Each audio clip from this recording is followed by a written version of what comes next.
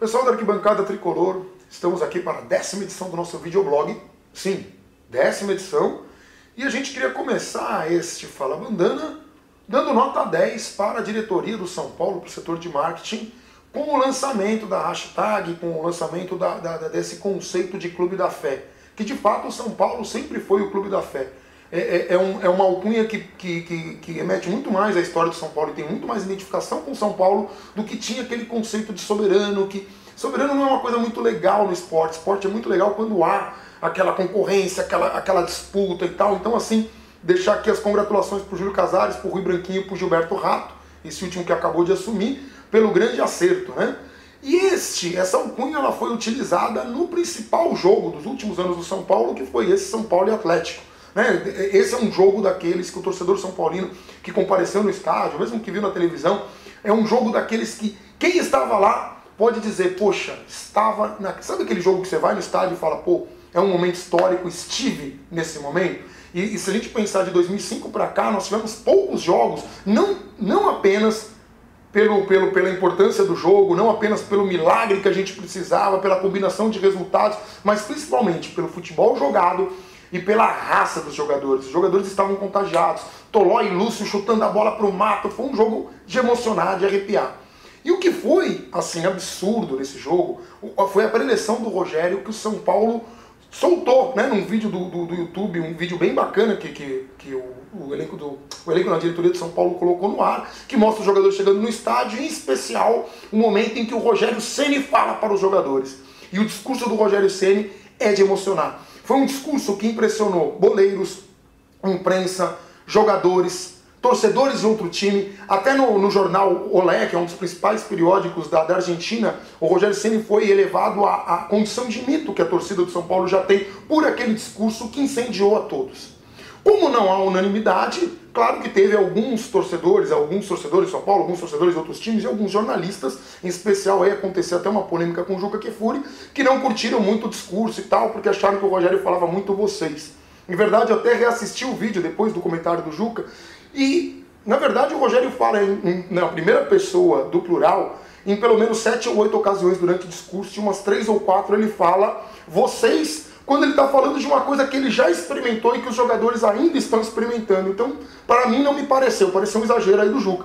Mas teve uma grande polêmica em relação a isso, uma questão de crítica. E o que a gente resolveu fazer? Nós aproveitamos o dia do goleiro, um evento da Fechando o Gol, e perguntamos para profissionais da área como eles veem o Rogério Ceni no São Paulo, como é que vem essa coisa da aposentadoria e da idade, né? Porque é difícil e complicado você falar assim, o Rogério está falhando ou falhou num jogo por causa da idade, quando a gente sabe que um atleta tem períodos bons e períodos ruins, todo atleta, em qualquer tempo, o Neymar realmente está sendo criticado pela torcida do Santos, por parte da imprensa, e é um menino ainda.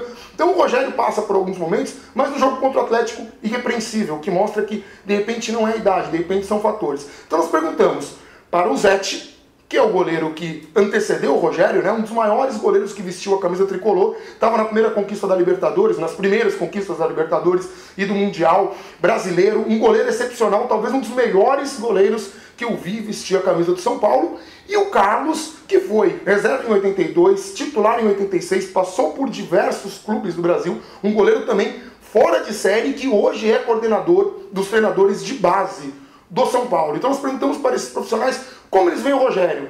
Então vamos ver como ficou isso.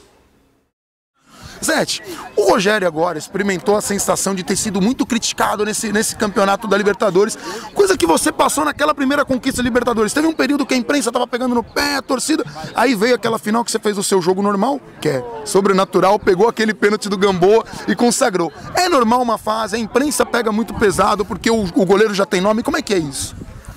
Bom, eu acho que o ano para o São Paulo, assim, ele tem que terminar com títulos, né? Essa é a situação, porque o São Paulo sempre gostou dessa situação de chegar na final, né, os jogadores, a torcida, e isso vem ao longo da história. Eu lembro que desde 90, né, que nós chegamos na final do Brasileiro, 91, 2, e enfim, se acaba acostumando mal a torcida do São Paulo. Mas eu acho que o Rogério é um grande goleiro ainda, ele não tem que pensar, não vou parar, não, eu acho que isso vai acontecer dentro dele, né? O momento que ele sentir que não tiver mais prazer de entrar em campo, não adianta você programar em dezembro, né? O ano que vem, isso é dele, né? Eu acho que ele não vai parar esse ano, né? Porque ele tem, verdade, nós estamos assim num buraco muito grande dos goleiros brasileiros, que nós não temos tantos goleiros assim como tinha, né? Sabe, é difícil você ter uma alta performance, né? E o Rogério, cara, ele para mim é o maior atleta da história do Brasil, não é só do São Paulo. Do São Paulo nem se fala, porque aguentar num alto nível que ele joga, num clube só, tanto tempo de carreira, não é fácil, não é normal isso, né? Porque o goleiro ele tem, joga 12 anos, joga 10 anos, pô, o Rogério tem quase 20, né? Jogando já tem mais de 20 no São Paulo. Em alta performance, esse é o grande diferencial. Eu adorei uma entrevista do Rogério ano passado, onde ele fala que ele não começou a se cuidar com 35, né? Com 34, para chegar até esses 40. Ele vem se cuidando desde os 18 anos. Então tem muito atleta que chega aos 36, agora eu vou me cuidar para aguentar. Aí não adianta. Aí já judiou demais, né? Teu físico, ele é o que você faz lá atrás, né? Então o Rogério é um grande profissional, né? Ele já é um mito dentro do clube, dentro do futebol brasileiro, não pelo que fez, mas porque ele vem fazendo, né? Pela idade que ele está, 40 anos, os desafios que ele tem enfrentado, de fato são desafios, porque muitas pessoas questionam a condição dele estar jogando ainda, dele parar por cima, porque se é hora, se não é, contusão, às vezes falha, às vezes não sei o quê, mas a força que ele tem interior, essa importância dele que ele representa dentro do clube e como exemplo profissional, né, a ser seguido mesmo, de que esse negócio de idade, isso daí é muito relativo, né? Você dizer, tem que parar, não tem não. O Rogério está provando a cada dia que quanto mais famoso, mais você conquista, mais você é cobrado, né? Então qualquer deslizezinho é questionável muito acima daquilo que normalmente é. Então é isso que acontece, esse é o ônus da competência do atleta, e ele enfrenta isso. Mas a realidade da força interior dele, de encontrar esses desafios, de provar coisas ao contrário, é fantástica, né? Você vê que a maré está totalmente contra, ele vai lá e ele faz ela mudar. Então essa capacidade de mudar, de conquista dele, é o maior exemplo. Eu acho que o Denis, estando atuando ao lado dele, percebendo isso, não é para uma pessoa qualquer para conseguir essas coisas, né? Você substituir um atleta com essas qualidades, com essas condições, não é para qualquer um.